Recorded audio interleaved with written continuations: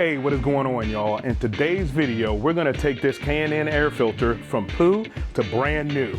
We're gonna clean it up and I'm gonna show you how to do it.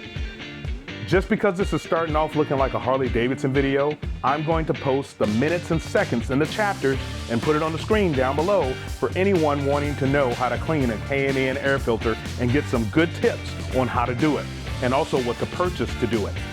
Let's go.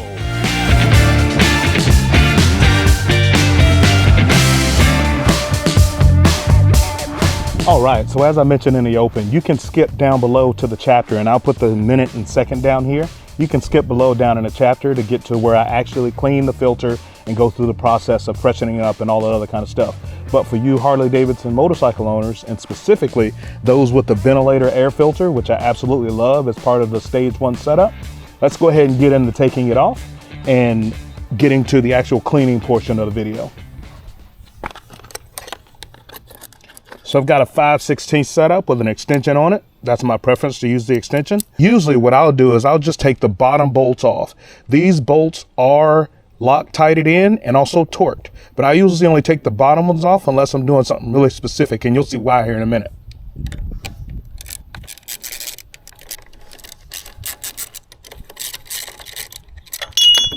Oh, hell. Usually I catch that. Of course I didn't this time. As you can see, this is pretty nasty. This is the nastiest this filter has ever been since I've owned the vehicle.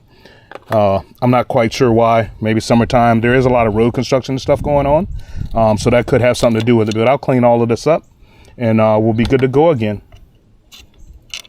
And then as you get used to the oil spillover with the M8s, it just is what it is. But as you can see, I just take the bottom bolts out and that bracket comes out. And then I just take and pull the filter out like this. I don't retorque these bolts or anything like that, maybe but once a year. But I usually clean this about 3 or 4 times a year or so. But we'll go ahead, I'm gonna put this down to the side. And then pull this off, let you take a look at it.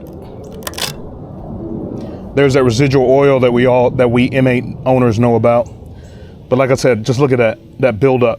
There's been a lot of construction and road stripping going on, a lot of dust from all that.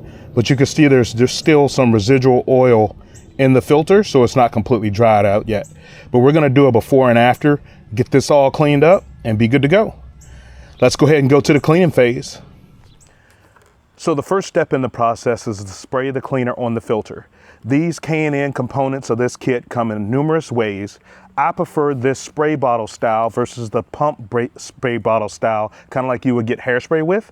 I prefer this style because it makes it easier for me to apply the cleaner.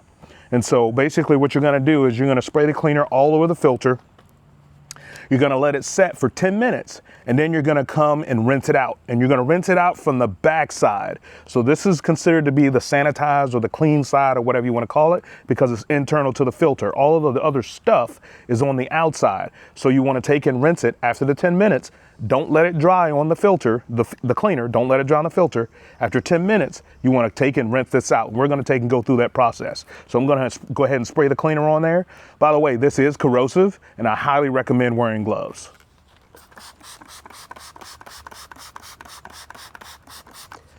Another thing I recommend is spraying this outside. It does kind of put off a mist or an odor. So I definitely recommend spraying this outside and not in your house. You can see how much I applied and the reason why I like this spray bottle instead. And you can buy a big 5-gallon refill to put in this to keep going instead of buying the smaller bottles that end up costing you more in the end. I'm gonna put a link down in the description, an affiliate link down in the description to all the items that I'm gonna use while we're doing this cleaning. So I'm gonna let this sit in the shadow of the motorcycle for 10 minutes.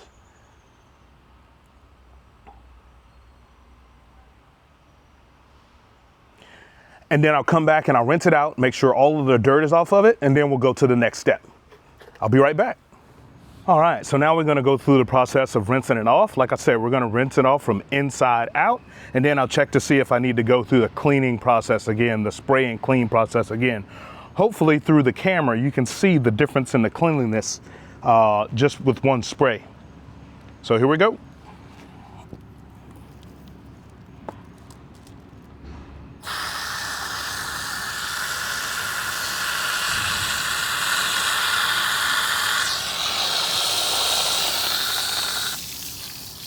And one of the things that it does say is light pressure water. So I'm gonna go turn the water pressure down a little bit and then come back.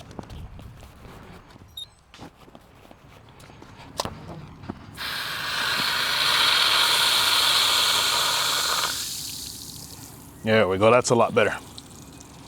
Nice low pressure water. Go ahead and rinse all of this out. Sometimes I just like to do a second round anyway.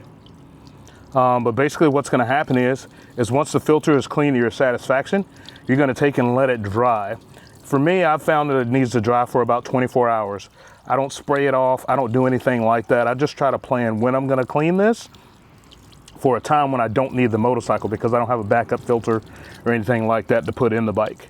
But more than likely I'm gonna end up spraying this again, but I'm gonna skip ahead to after the filter is dried, we're gonna go ahead and oil the filter. And this will be another thing that you wanna look at buying in terms of a convenience when it comes to oiling the filter. But we'll skip ahead to that here in a little bit. All right, so it is the next day and we have completely cleaned the filter. It is all good to go and it is also dry. It's been about 18 hours. It's about 80 degrees today, so it dried a little bit quicker. Usually I give it 24 hours, but it's been about 18 hours since the filter was cleaned and now it's dry. So one of the things that I truly do recommend is to get this aerosol version of the spray oil. The other version is also in a pump, I believe, if I remember correctly. And again, you know, who wants to exercise your hand that much when you could just buy this aerosol? And then also it's probably cheaper by ounce, and I'll verify that as well. But we're here in the shop. We're gonna go ahead and spray the filter. And basically the process is you spray the filter on both sides to where it just begins to wick. And so you'll see that the oil itself is pink and it will cover the filter. And then you let it rest for 20 minutes. And then if you need to go back and make sure you hit any of the pleats that have not gotten any oil, you'll go back and hit the pleats to make sure that they have them. So the main thing I can say with this is one, don't overspray. Don't apply too much oil. You don't need it. The filter will take care of everything if you just get the pleats wet and covered in the pink. And then also when you spray 3 inches away. I would recommend being in a nice airy environment. The shop is open today, so I'm good to go with that. And we'll go ahead and get into the process of spraying. One other thing, I would recommend wearing gloves so you make sure you don't get this all over yourself. And I should have had gloves on yesterday when I was using that cleaner, but I just completely forgot about it. But let's go ahead and get into the cleaning.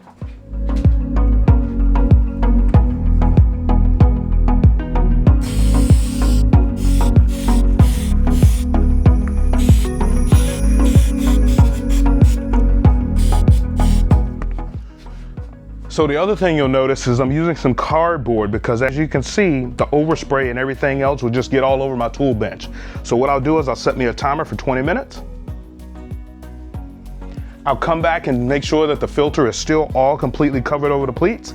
And then I'll clean up all of the extra oil that's on here to make sure it doesn't get all over the place. So come on back with me here in a little bit. All right, so it's been 20 minutes and overall the filter is looking pretty good. I'm gonna do some touch-ups on the crown right here, and then I'll wait another 20 minutes and we'll go ahead and install it on the bike. Just show you real quick what it's looking like. You can see there's a little bit of lightness right here. I'm just gonna touch that up and then we'll be good to go.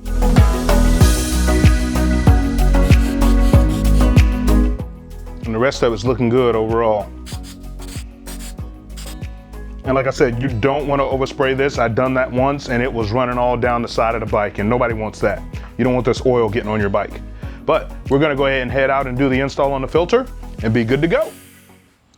All right, so the oil is set up on the filter like it's supposed to for 20 minutes, and then also all of the pleats are covered. So we're gonna go ahead and install this now. There really is no right orientation for this filter, but the HD symbol does go at the top. Then I'll go ahead and put my bracket on.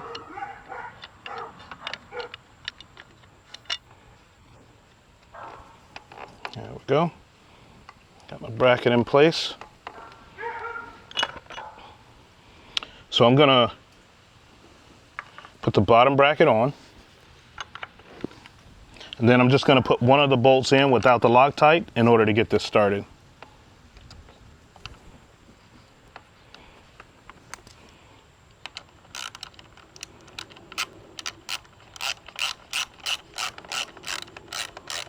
There we go, just to hold that in place. Go ahead and put a little bit of drop of Loctite on here. Don't need a whole lot. This is the oil resistant or the oil compatible version Loctite 243. 242 is the regular version.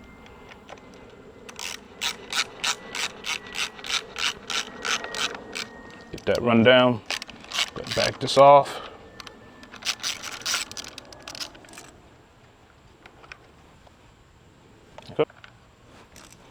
Go ahead and get that run back down. Then I got my torque wrench all set up from 55 to 60 inch-pounds and get this all torqued up properly. So one of the things I do want to say is I use Apple Notes or Notes, the native Notes app, to track my torques, my specifications for everything, my fluids, all that other kind of stuff. So that's a helpful hint to you to keep those things on hand. So that way you don't have to go searching the owner's manual and all that other kind of stuff.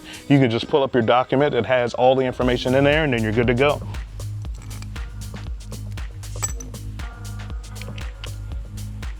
All right, go ahead and apply that torque. And like I said, I'm only torquing the bottom bolts because the top ones are already torqued.